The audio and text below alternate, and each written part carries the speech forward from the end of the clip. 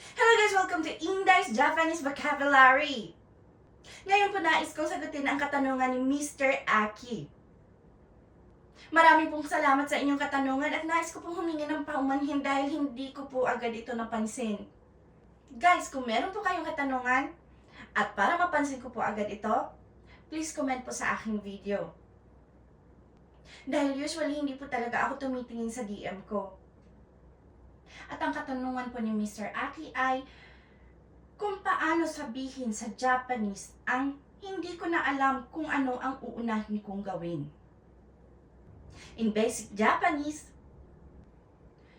どれから始めればいいのかわからない。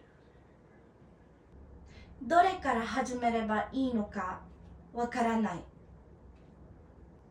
Sa sentence na ito, ang dore kara hajimereba ii no ka means kung ano ang sisimulan.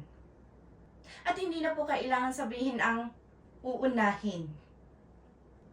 Dahil sa salitang sisimulan, alam na yun ang una niyong gagawin. At ang wakaranay means hindi alam. At di na kailangan sabihin ang ko dahil sa salitang ito, alam na ang nagsasalita ang nagbabalak gumawa.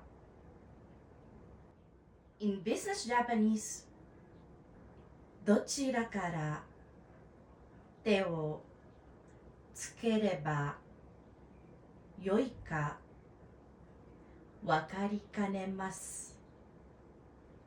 どちらから手をつければよいかわかりかねます。Sa sentence na ito, ang doko, papalitan po natin ng dochira. Ang hajimereba ay papalitan po natin ng te o tsukereba. Ang i, babasahin po natin yoy. Ang wakaranay, papalitan po natin ng wakari kaneru. At para magbigay galang, ginawa itong mass form.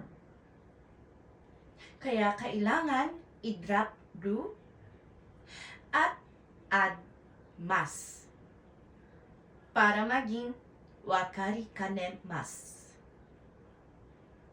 Guys, take note lang po. Ang wakari kanemasu ay isang tiny form ng keigo. Marami pong nagkakamali. Akala ito ay isang kenjo form. Thank you for watching and please continue supporting me, follow me, and share my videos for more contents. Maraming salamat po. Hanggang sa muli!